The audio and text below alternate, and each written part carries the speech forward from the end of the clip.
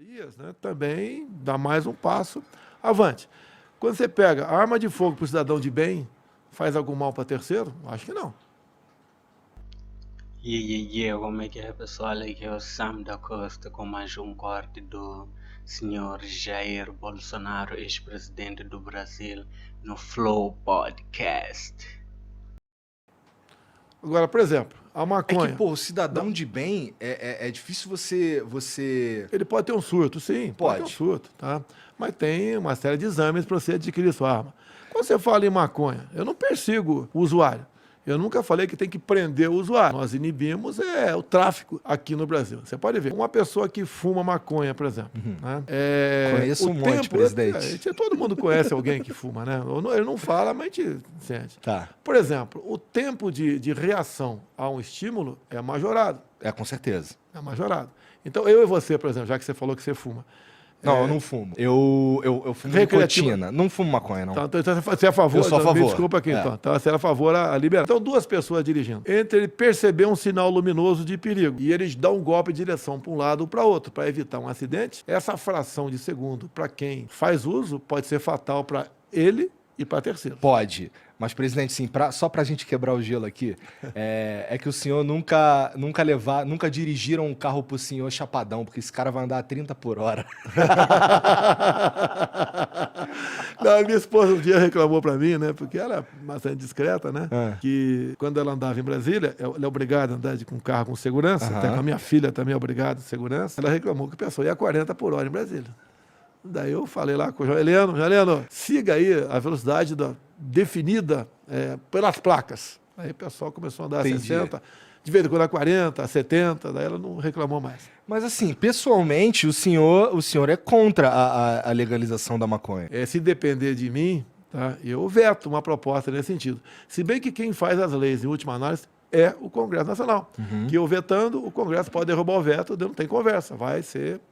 É igual a questão de aborto, né? Se o Congresso aprovar, eu veto. E se o Congresso derrubar o veto, a gente é obrigado a cumprir a lei. Sim, sim. Então, mas nem existe debate nesse sentido. Quando você fala em feitura de direito, volta para o Supremo. O Supremo não pode ter freio nisso aí. O Supremo vê a questão de constitucionalidade. Sim. E não de materialidade de leis. O Supremo não pode ficar legislando, praticar o ativismo judicial. A princípio... Cada poder no seu quadrado. A princípio, o papel do Supremo é decidir sobre a constitucionalidade das leis, não é? Sim. E o senhor tem criticado bastante eles aí sobre algumas decisões e tal. Porque eles interferem, certo? E não pode interferir. Você quer ver, pouco tempo atrás, o Congresso e, por vezes, o Conselho Nacional o CNJ, Conselho Nacional de Justiça, não é isso mesmo? Tá. Decidiram há pouco tempo que homofobia e racismo, homofobia deve ser tipificada como se racismo fosse. Tá? Quem tem que decidir isso é o Congresso. Tá. Se for uma proposta de emenda à Constituição, eu nem entro em campo. O teu problema não é com a proposta em si. Não, nós temos que, olha só, para nós vivermos em harmonia, cada poder tem que fazer o seu papel. Tá? E o ativismo judicial se faz presente no Brasil. Mas não é um ministro que resolve abrir um inquérito, que resolve investigar e resolve punir o cara. Isso já aconteceu antes? Isso daí realmente um caso interessante porque, assim, não me parece o papel do Supremo mesmo. Não pode ser isso aí.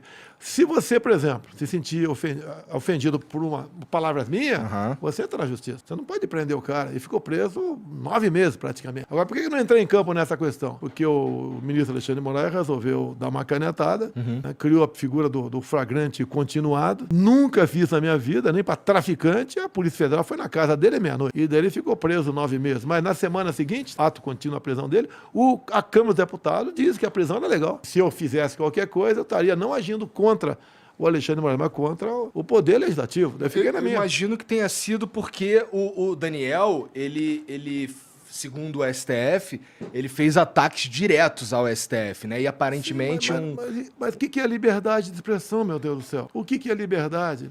O parlamentar, a Constituição de 88, tá? Eu cheguei em 91. E naquela época começava a se punir parlamentar ao arrepio do artigo 53. O que dizia o artigo 53? Deputados e senadores são invioláveis por palavras, opiniões e votos. Aí, pessoal, quando existia esses ataques, né?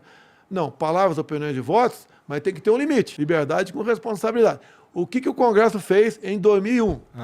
Botou um pronome quaisquer. deputados e senadores são invioláveis, civil e penalmente, por quaisquer palavras, opiniões. O que é quaisquer? Eu posso xingar você do que eu quiser. Você pode entrar na justiça, calúnia, difamação, né?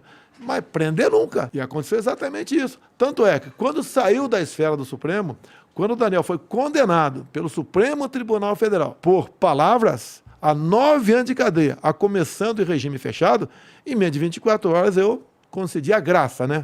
O indulto. Foi uma grande polêmica também. Mas era legal. Tive gente contrário, porque muitas coisas eu decido com quem de direito. Se eu começar a conversar com 3, 4 pessoas, vaza. Teve ministros que eu conversei e foram contrários. Você vai arranjar uma briga com o Supremo. Olha, eu posso brigar com qualquer um, menos com a minha consciência. Eu vi um parlamentar, porque eu fui deputado também.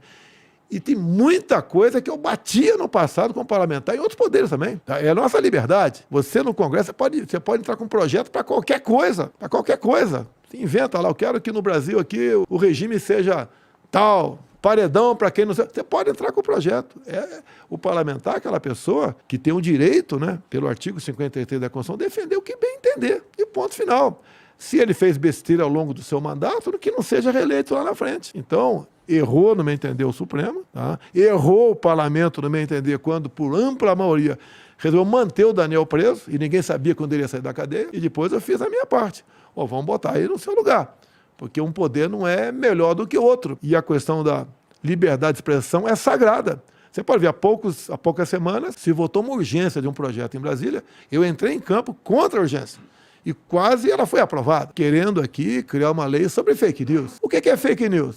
Bom, isso é uma questão complicadíssima mesmo, porque eu tenho medo de dar a um burocrata o poder de dizer o que é verdade, o que é mentira. Mas eu entendo também que existem notícias. Assim, eu já vi, e eu não tô falando que foi o senhor, por exemplo, que pôs pra frente, mas eu já vi notícias que elas são só essencialmente falsas.